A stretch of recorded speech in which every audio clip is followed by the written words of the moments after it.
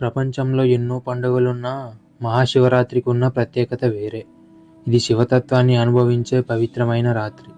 ఈ రాత్రి జాగారం చేసినా, ఉపవాసం ఉన్నా, ఓం నమ శివాయ అని జపం చేసినా అనేక జన్మల పాపాల క్షయమవుతాయని పురాణాలు చెబుతున్నాయి. ఈరోజు నేను మీకు మహాశివరాత్రి సంపూర్ణ కథ, దాని రహస్యాలు, దాని మహిమ, చేయాల్సిన పనులు, చేయకూడని పనులు చెబుతాను. శ్రద్ధగా చివరి వరకు వినండి. ఒకప్పుడు బ్రహ్మ మరియు విష్ణుమూర్తి మధ్య ఎవరు సృష్టిలో గొప్పవారు అన్న వాదన మొదలైంది.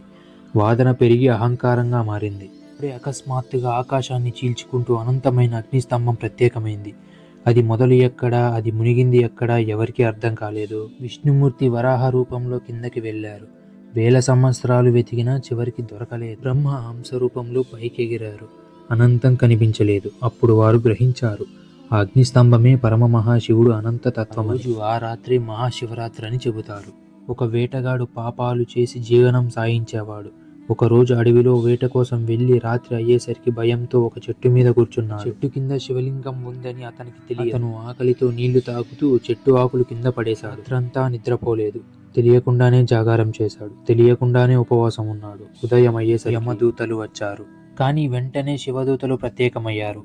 ఈ రాత్రి శివరాత్రి. ఈయన తెలియకుండానే శివార్చన చేశాడని చెప్పారు. శివుడు అతనికి మోక్షం ప్రసాదించాడు. శివరాత్రి ఎందుకంత పవిత్రమంటే, ఆ రాత్రి చంద్రుడు కృష్ణపక్ష చతుర్థి స్థితిలో ఉంటాడు. మనసు ప్రశాంతంగా ఉండే శక్తి ఎక్కువ. శివతంత్వం అత్యధికంగా ఉంటుంది. ఆధ్యాత్మికులు చెబుతారు. శివరాత్రి రోజు చేయాల్సినవి: 1. ఉపవాసం. 2. ఓం నమ శివాయ అని 108 సార్లు చెప్పడం. 3. రాత్రి జాగారం చేయడం. 4. ఎవరికైనా దానం చేయడం. శివరాత్రి రోజు చేయకూడనివి 5.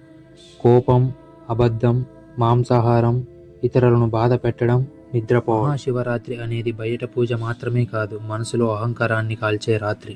ఈ రాత్రి ఒక్కసారి నిజమైన భక్తితో ఓం నమ శివాయ అని జపిస్తే మీ జన్మ ధన్యమవుతుంది. ఈ శివరాత్రిలోపు ఈ కథ విన్న ప్రతి ఒక్కరికి శివుడు అనుగ్రహం లభించాలి.